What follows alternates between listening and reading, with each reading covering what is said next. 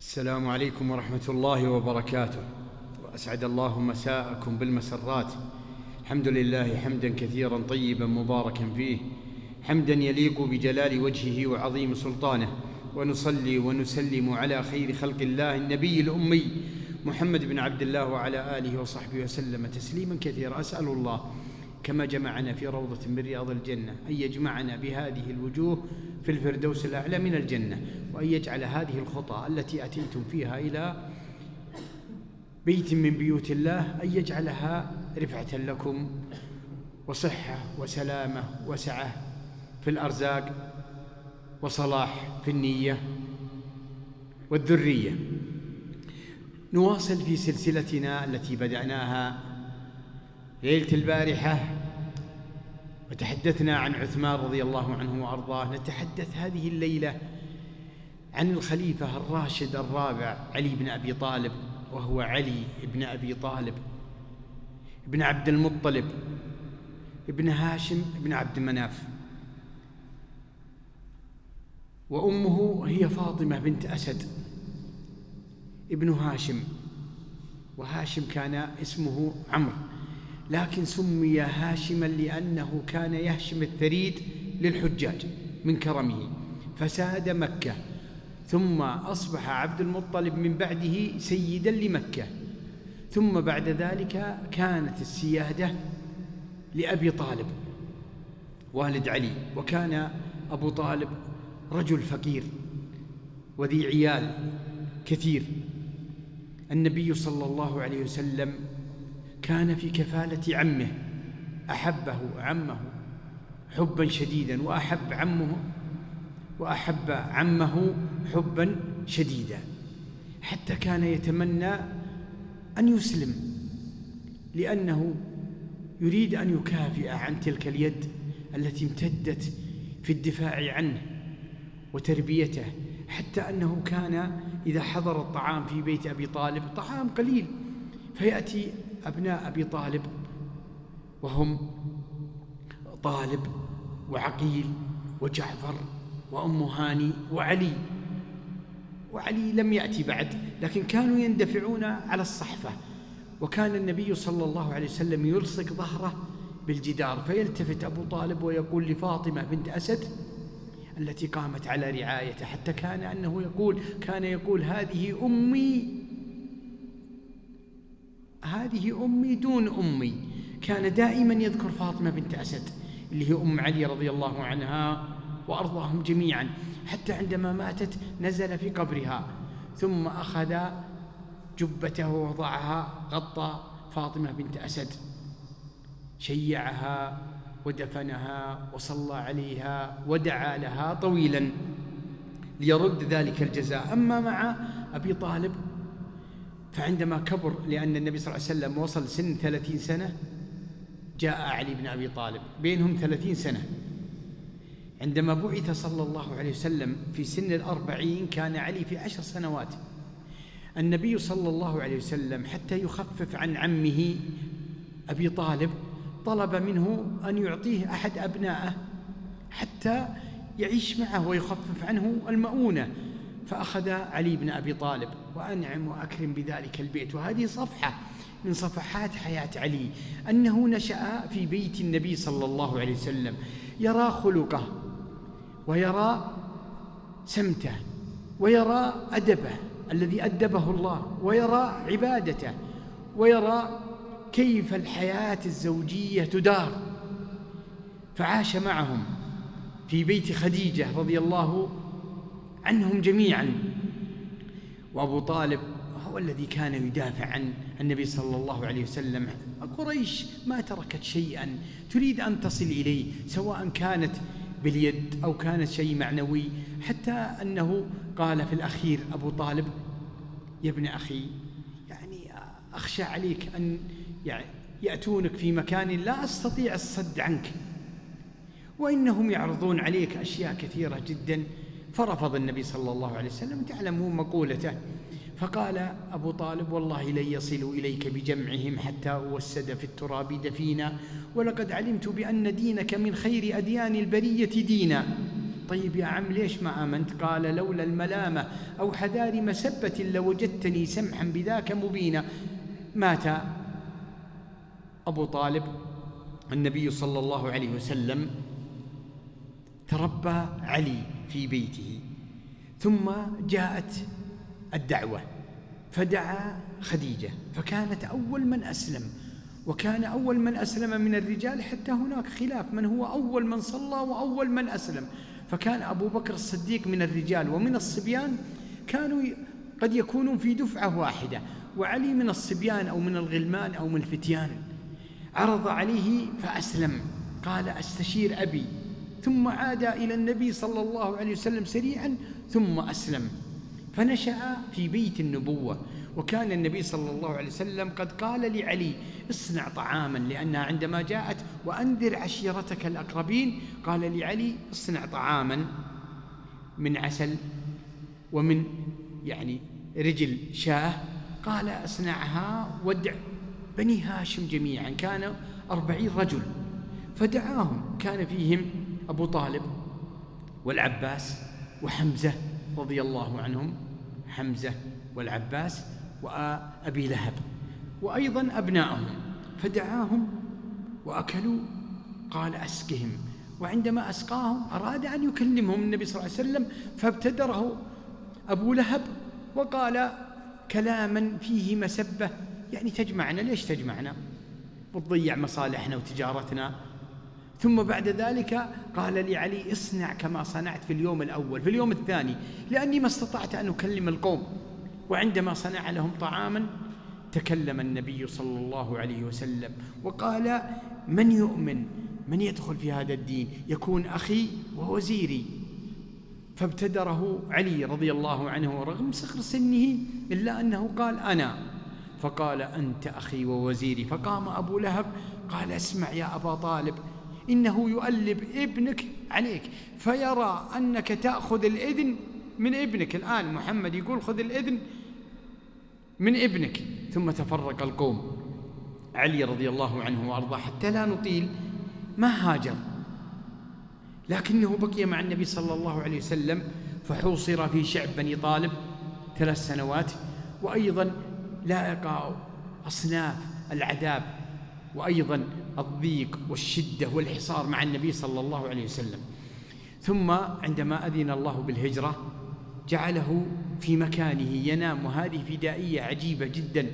وعمر علي رضي الله عنه وأرضاه لم يتجاوز 20، بقي في فراشه والقوم خارج البيت يريدون قتل النبي صلى الله عليه وسلم. فبقي هذا البطل الهمام الذي امتاز من صغره بالشجاعة، وكأنه يعد لأشياء عظيمة، يقف مع النبي صلى الله عليه وسلم.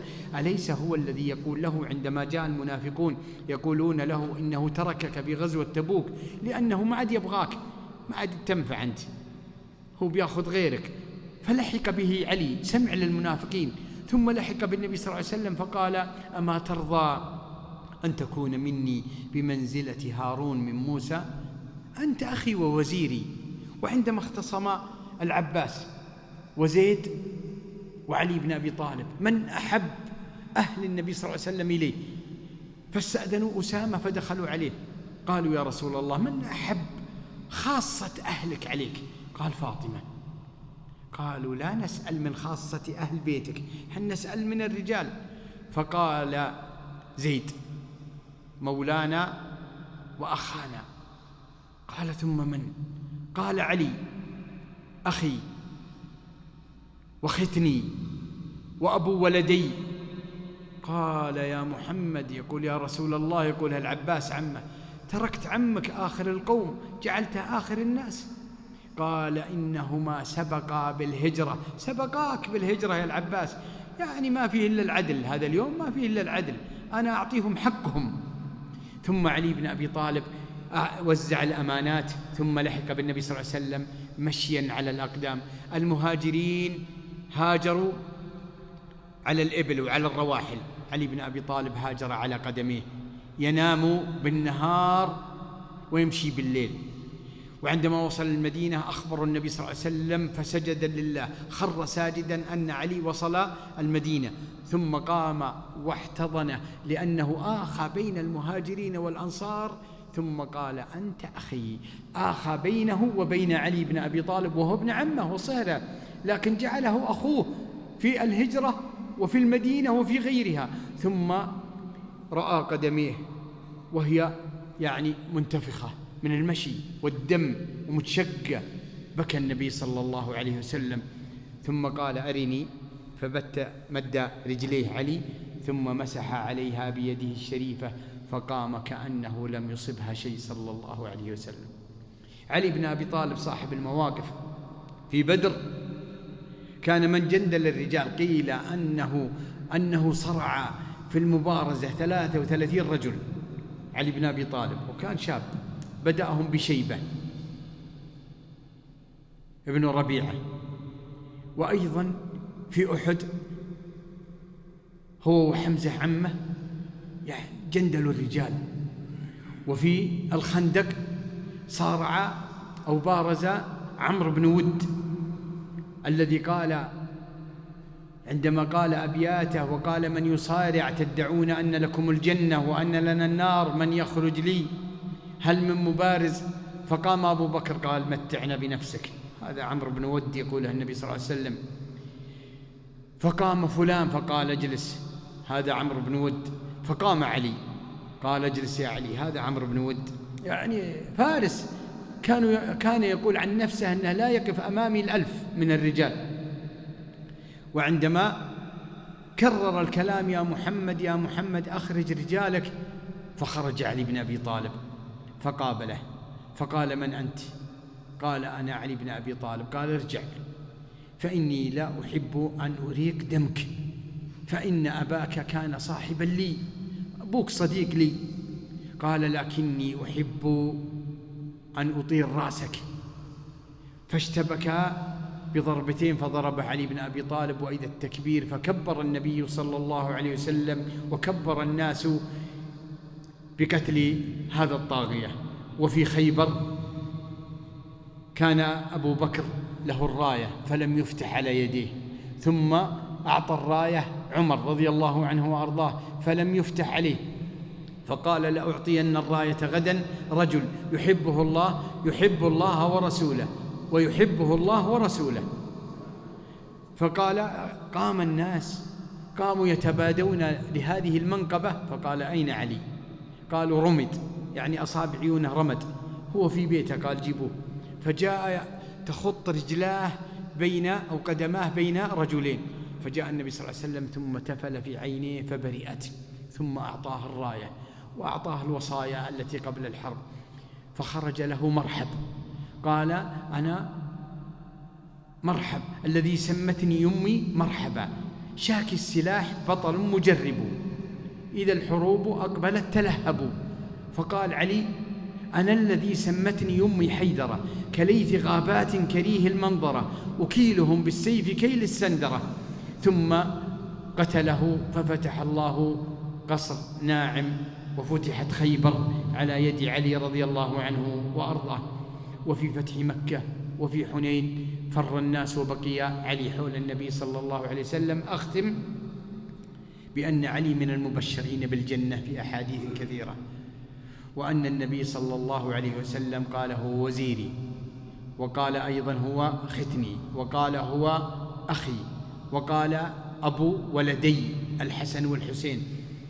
وفي الموقف الأخير اللي أختم به أن النبي صلى الله عليه وسلم زوجه فاطمة، تقدم أبو بكر لفاطمة فقال إنها صغيرة، ثم تقدم عمر فقال إنها صغيرة، فتقدم طلحة وتقدم بعض الصحابة فقال إنها صغيرة، فتقدم علي بن أبي طالب وعمره 25 سنة إلى فاطمة، فقبل النبي صلى الله عليه وسلم وزوجها لعلي بدرع كان قد غنمها علي رضي الله عنه وأرضاه، فعاش معها ولم يتزوج عليها في حياة النبي صلى الله عليه وسلم لحب النبي صلى الله عليه وسلم لفاطمة، وقال هي مضغة مني.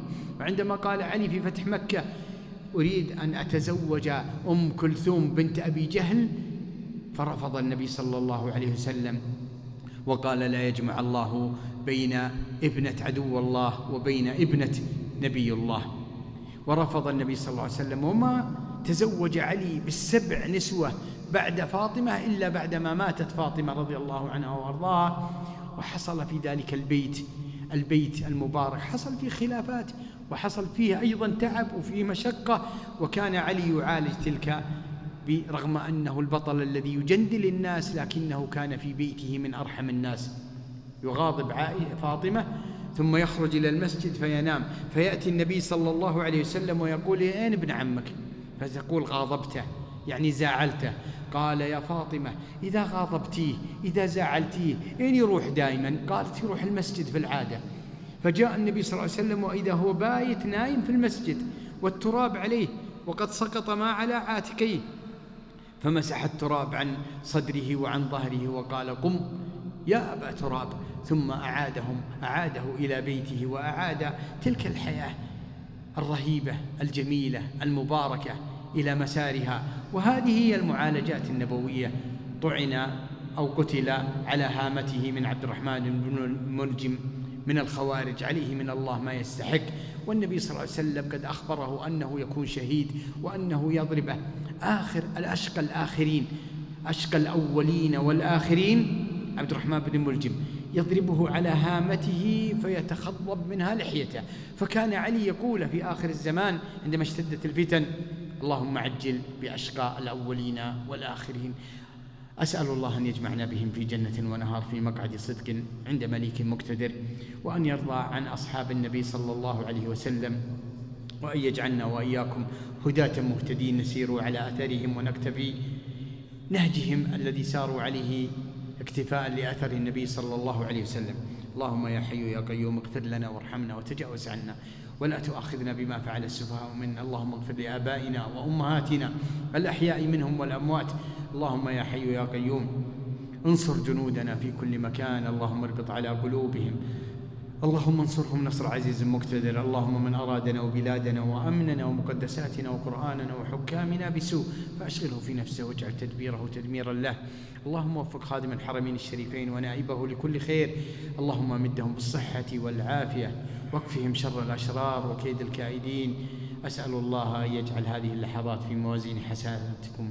أسأل الله أن يبيض بها وجوهكم وأن يرفع بها قدركم وأن يعلي بها نزلكم.